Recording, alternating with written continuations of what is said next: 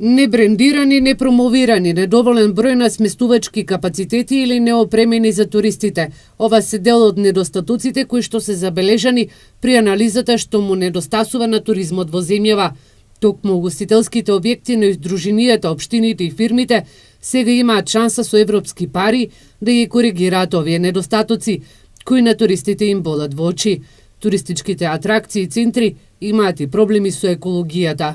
Менаџирањето со отпадот исто така се јавува како еден од големите проблеми кои што би требало да се адресира преку нашиот проект, со некои од проектите кои што ќе бидат финансирани преку нашиот проект.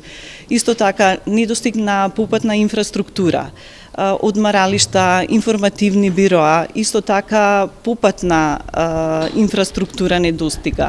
Од типот на да речеме попатни стојалишта, не достигаат патокази, така да многу тешко ги наоѓаат туристите, туристичките дестинации. Проектот за локална и регионална конкуренција кој на вториот повик нуди 14,3 милиони евра.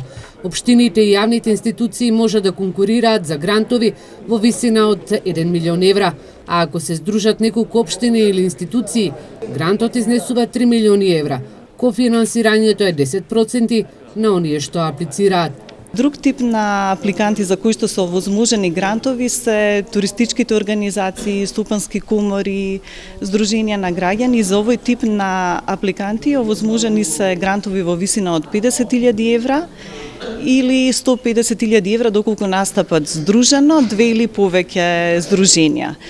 Очекувањата за кај овој тип на апликанти е да учествуваат со 10% доколку станува збор за непрофитна организација или 50% од побараниот грант доколку станува збор за профитна организација.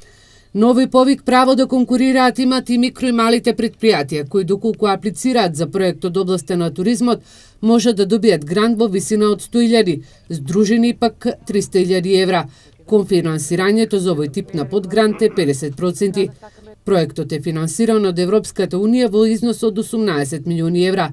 Владата има учество од 3,2 милиони евра, а вториот повик е објавен на 16 март.